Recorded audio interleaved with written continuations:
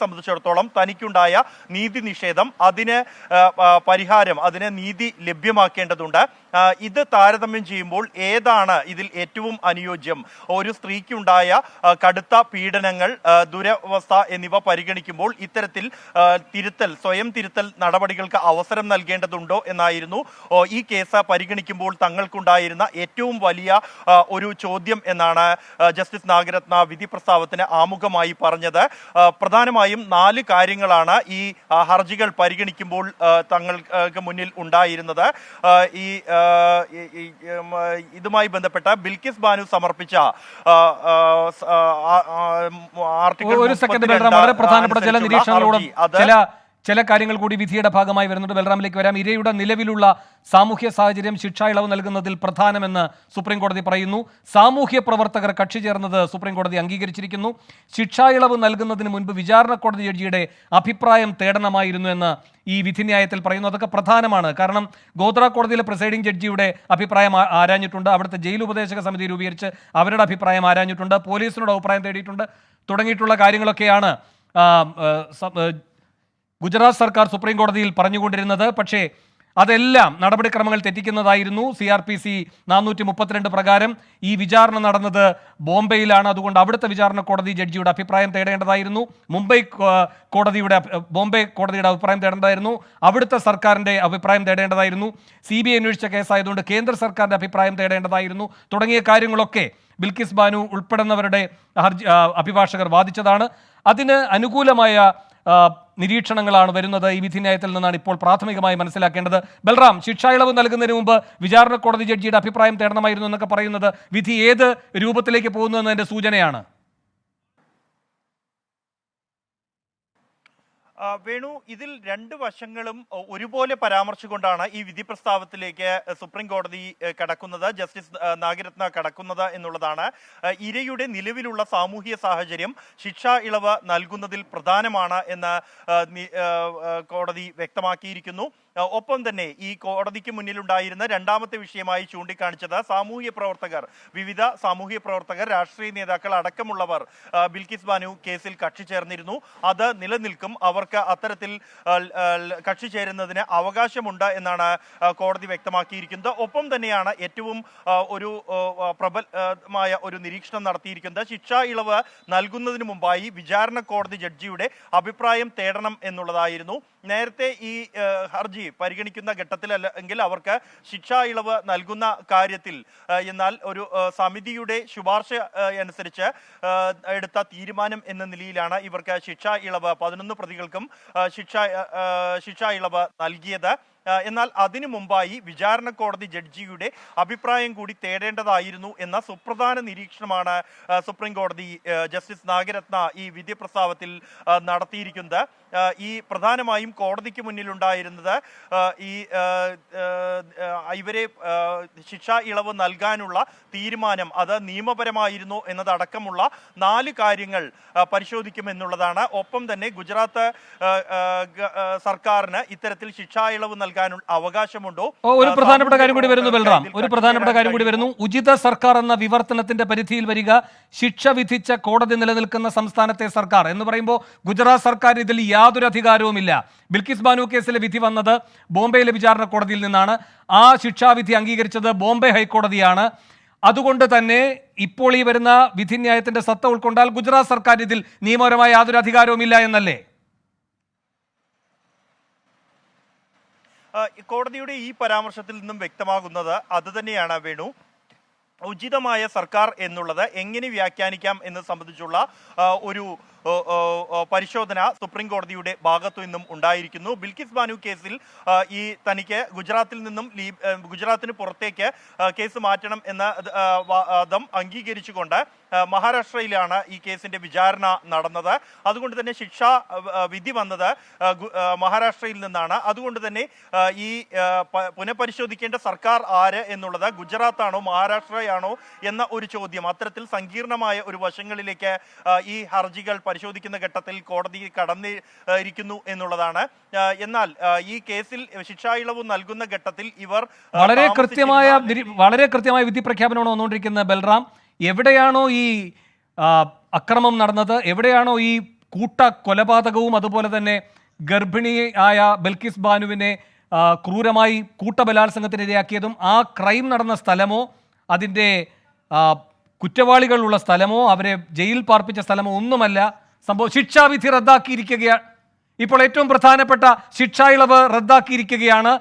വളരെ നിർണായകമായ സുപ്രധാനമായ ചരിത്രപ്രധാനമായ വിധി വന്നിരിക്കുന്നു സുപ്രീം കോടതിയിൽ നിന്ന്. ബിൽക്കിസ് ബാനുവിന് നീതി ലഭിച്ചിരിക്കുകയാണ്.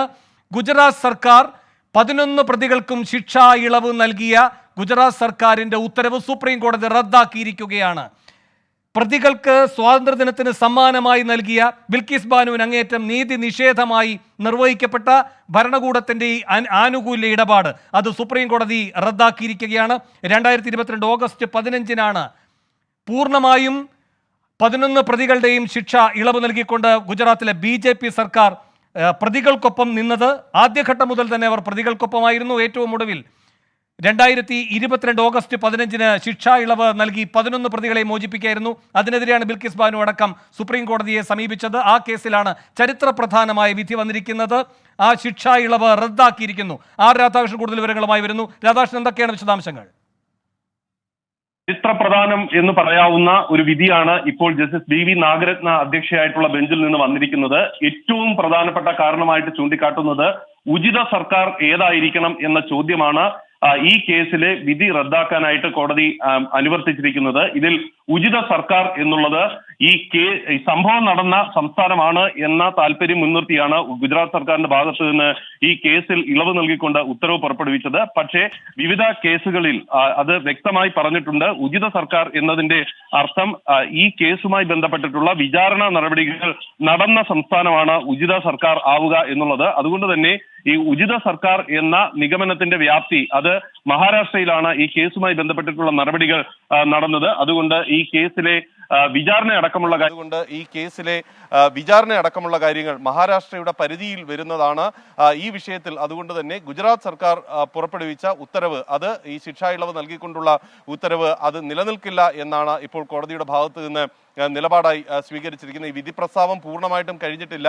അതിന്റെ ആദ്യ ഘട്ടത്തിൽ പ്രസക്ത ഭാഗം എന്ന രീതിയിൽ നമുക്ക് ഇപ്പോൾ കോടതിയിൽ നിന്ന് കേൾക്കാൻ സാധിച്ചിരിക്കുന്നത് ഇതാണ്. കോടതിയെ സംബന്ധിച്ച് വ്യത്യസ്തങ്ങളായിട്ടുള്ള കാരണങ്ങൾ ഈ ഒരു നിഗമനത്തിലേക്ക് എത്തുന്നതിന് കാരണമായിട്ട് ജസ്റ്റിസ് BV നാഗരത്ന ഉദ്ധരിച്ചു. അതിൽ അവർ പറയുന്നത് പ്രതികൾക്ക് ഏതെങ്കിലും വിധത്തിൽ മാനസിക പരിവർത്തനം ഉണ്ടായാൽ അവരെ വിട്ടയക്കുന്നതോ അല്ലെങ്കിൽ അവർക്ക് ഇളവ് നൽകുന്നതിനോടോ കോടതിക്ക് മുൻവിധിയോടുകൂടിയുള്ള അഭിപ്രായമില്ല. അങ്ങനെ ഉണ്ടായാൽ മാത്രമേ ഒരു സമൂഹം ചലനാത്മകമായിട്ട് മുന്നോട്ട് പോവുകയുള്ളൂ. പക്ഷേ ആ ഘട്ടത്തിൽ പരിഗണിക്കേണ്ട വിവിധ ചോദ്യങ്ങളുണ്ട്. അതിലേറ്റവും പ്രധാനപ്പെട്ടത് ഇരയുടെ മാനസിക അവസ്ഥ അടക്കമുള്ള കാര്യങ്ങളാണ്. നിലവിലുള്ള സാഹചര്യത്തിൽ ഇരയുടെ മാനസിക നില ഉൾപ്പെടെയുള്ള കാര്യങ്ങൾ പരിഗണിക്കേണ്ടതുണ്ട്. ഈ മാനസിക നില അടക്കമുള്ള കാര്യങ്ങൾ പരിഗണിച്ചാൽ ഇപ്പോൾ ഈ കേസുമായി ബന്ധപ്പെട്ട് സ്വീകരിച്ച നടപടികൾ അത് ഉചിത അടിസ്ഥാനത്തിലാണോ എന്ന ചോദ്യം ഉയർന്നു വരുന്നതാണ്.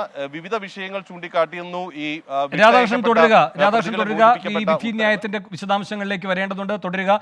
ഇപ്പോൾ ജസ്റ്റിസ് കമാൽ പാഷ ടെലിഫോണിലുണ്ട് ഈ സുപ്രധാനമായ ചരിത്രപ്രധാനമായ വിധിയോട് പ്രതികരിക്കാൻ. ശ്രീ കമാൽ പാഷ, എങ്ങനെയാണ് താങ്കൾ ഈ സുപ്രീം കോടതി വിധിയെ കാണുന്നത്? അത് വളരെ സ്വാഗതാർഹമാണ്. ഒരു വളരെ ശരിയായ ഒരു കാഴ്ചപ്പാടാണ് സുപ്രീം കോടതി അതിൽ സ്വീകരിച്ചേക്കുന്നെന്നുള്ളത് സംശയമില്ലാതെ നമുക്ക് മനസ്സിലാവുന്ന ഒരു കാര്യമാണ്. അതായത് ഇതിപ്പോ ഗുജറാത്തിലെ അവിടെ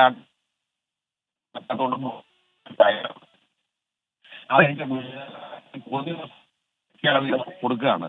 ഇത്രയും വലിയ മനുഷ്യന്മാരെ, ഇത്രയും വലിയ കൊലയാളികളെ ഈ രീതിയിലാണ് കൈകാര്യം ചെയ്തുകൊണ്ടിരിക്കുന്നത്. യഥാർത്ഥത്തില് അത് സുപ്രീം കോടതി ഇപ്പൊ പറഞ്ഞേക്കുന്നതെന്ന് പറഞ്ഞാൽ അവര് ശിക്ഷ ഇളവ് റദ്ദാക്കിയെന്ന് പറയുന്നത് വളരെ സ്വാഗതാർഹമാണ്. ഇത് അതായത് ഇത് ഒന്ന് മുൻകൂട്ടി ഇത് ഇനി എല്ലാവർക്കും ഇതൊരു മുൻകരുതലായിട്ട് എല്ലാ ഗവൺമെന്റുകളും ഇത് സ്വീകരിക്കേണ്ടതാണ്. കാര്യം ഇതേപോലുള്ള ഒരുപാട് തോന്നിവാസമായിട്ട് അത് മുതലെടുക്കുകയാണ്. വർഗീയ വിതച്ച് അത് അതിന്റെ വിളവെടുപ്പാണ് നടന്നുകൊണ്ടിരിക്കുന്നത്. അതിനെതിരെയുള്ള ഏറ്റവും നല്ലൊരു കാഴ്ചപ്പാടാണ് സുപ്രീം കോടതിയുടെ ഭാഗത്തു നിന്നുണ്ടായത്. സ്വാഗതം ചെയ്യുക. ജസ്റ്റിസ് കമാൽ പാഷ, ഇന്ന് വളരെ സ്വാഗതാർഹമായ വിധി എന്ന് നാം ഇത് പറയുമ്പോഴും ഒരാശങ്ക നിലനിൽക്കുന്നുണ്ട്. ഗുജറാത്ത് സർക്കാരിന്റെ 2022 ഇടപെടലായിരുന്നു. അത് BJP സർക്കാരാണ്. അതാണ് ഇപ്പോൾ ഈ സുപ്രീം കോടതി ഇടപെട്ട് തടഞ്ഞിരിക്കുന്നത്. പക്ഷേ ഇതിൽ സംസ്ഥാന സർക്കാർ എന്ന അധികാരം ഇതിനിപ്പോ പുതുതായി നൽകിയിരിക്കുന്നത് മഹാരാഷ്ട്രയ്ക്കാണ്. അവിടെയും BJP കൂട്ടുകക്ഷി സർക്കാരാണ്. അതെ, അതൊക്കെ ശരിയാണ്. അത് എന്ന് പറഞ്ഞുകൊണ്ട് ഇപ്പൊ അത് കോടതിക്ക് ഇപ്പൊ ഇങ്ങനെയല്ല പറയാൻ പറ്റുള്ളൂ. അത് രാഷ്ട്രീയമായിട്ടുള്ള ഒരു കാഴ്ചപ്പാടിൽ അത് കാണാൻ പറ്റുന്നില്ലല്ലോ കോടതിക്ക്. പക്ഷെ ഇതിനകത്തെ നിയമ ലംഘനങ്ങൾ കോടതി ചൂണ്ടിക്കാണിച്ചിട്ടുണ്ട്. ഇനി മഹാരാഷ്ട്ര ഗവൺമെന്റിനായാലും പോലും ഇത് കൈകാര്യം ചെയ്യണമെങ്കിൽ ഒന്ന് ആലോചിച്ചേ ചെയ്യാൻ പറ്റുള്ളൂ. കാരണം ഇതല്ല, ഈ നിയമലംഘനങ്ങൾ മുഴുവൻ ഇതെല്ലാം മറികടന്നുകൊണ്ടേ വീണ്ടും ഇത് കൊടുക്കാൻ പറ്റുള്ളൂ. പക്ഷേ അത് അത്ര എളുപ്പമുള്ള ഒരു കാര്യമായിട്ട് ഞാൻ കരുതുന്നില്ല.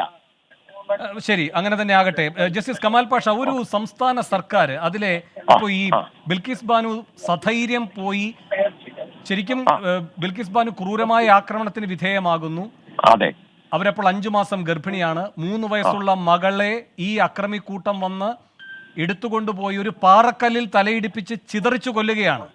അതെ, 14 കുടുംബാംഗങ്ങളാണ് കൺമുന്നിൽ കൊല ചെയ്യപ്പെടുന്നത്. 8 പേരുടെ മൃതദേഹം മാത്രമേ കിട്ടിയിട്ടുള്ളൂ. അതിൽ തന്നെയും CBI ഒക്കെ കണ്ടെത്തുന്നത് പിന്നീട് ഈ പോസ്റ്റ്മോർട്ടത്തിന് ശേഷമുള്ള അതിന്റെ കാര്യങ്ങൾ ശാസ്ത്രീയ പരിശോധനയ്ക്ക് വിധേയമാക്കുമ്പോൾ ഒന്നിനും ശിരസില്ല. അപ്പൊ ഇത്രയും മൃഗീയവും ക്രൂരവുമായാണ് ഈ കാര്യങ്ങളൊക്കെ ചെയ്തത്. എന്നിട്ടും സധൈര്യം ഈ സ്ത്രീ ഒരു ആദിവാസിയുടെ തുണി മാറി ഉടുത്തുകൊണ്ട് കോടതി പോലീസ് സ്റ്റേഷനിലേക്ക് പോകുമ്പോൾ അവർക്ക് അവിടെ നിന്ന് മുതൽ നേരിടേണ്ടി വരുന്ന നഗ്നമായ നീതി നിഷേധമുണ്ട്. അവിടുത്തെ ലോക്കൽ പോലീസ് ആയാലും ക്രൈംബ്രാഞ്ച് ആയാലും പ്രോസിക്യൂഷൻ ആയാലും കോടതി ആയാലും ഒക്കെ അങ്ങനെ നേടിയെടുത്ത ഒരു നീതിയാണിത്. അതിന്റെ ശക്തി ഒരിക്കൽ കൂടി സുപ്രീം കോടതി ഉറപ്പിക്കുകയാണ്. ഇനി ആശങ്ക വേണ്ട എന്ന് കരുതാമോ? അതുകൊണ്ട് അതെ, ഈ കേസിൽ ഇനി ആശങ്ക വേണ്ട എന്ന് തന്നെ നമുക്ക് കരുതണം, എന്നാലേ പറ്റുള്ളൂ. കാര്യം സുപ്രീം കോടതി ഇത് ഇത്രയും സംശയമില്ലാത്ത രീതിയിൽ ഇത് ചെയ്തേക്കാണ്, ഇത് പറഞ്ഞേക്കാണ്. ഇനി ഇതിനകത്ത് കയറി ഇടപെടണമെന്നുണ്ടെങ്കിൽ കുറച്ച് ബുദ്ധിമുട്ട് വരും. അത്ര എളുപ്പമുള്ള ഒരു കാര്യമല്ല. അപ്പൊ അത് കാരണം എതിരായിട്ട് ഇത് ചെയ്തതാണെങ്കിൽ ആ സ്ത്രീ സഹിച്ചതുണ്ടല്ലോ, ആ സഹോദരി സഹിച്ചേക്കുന്ന കഷ്ടപ്പാടുകൾ എന്ന് പറയുന്നത് കണ്ണു തുറന്ന് കാണേണ്ടതാണ്. ഈ ജനങ്ങൾ മുഴുവൻ ഇത് കാണണം. അതാ വേണ്ടത്.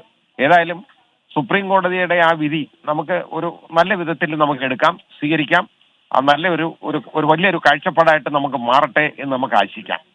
വളരെ നന്ദി ജസ്റ്റിസ് കമാൽ പാഷ ഈ ഘട്ടത്തിൽ പ്രതികരിച്ച. ആർ രാധാകൃഷ്ണൻ തുടരുന്നുണ്ട് ഡൽഹിയിൽ നിന്ന്. രാധാകൃഷ്ണൻ, ഈ വിധിന്യായത്തിന്റെ കൂടുതൽ വിവരങ്ങൾ ലഭിക്കുന്നുണ്ടോ?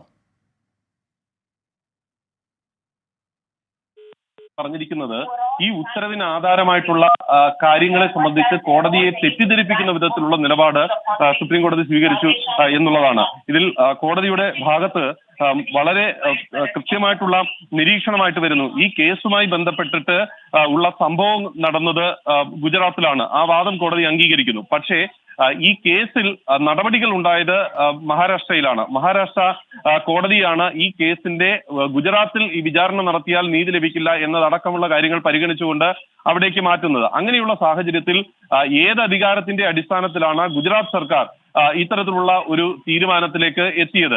പ്രതികൾക്ക് ശിക്ഷാ ഇളവ് നൽകാൻ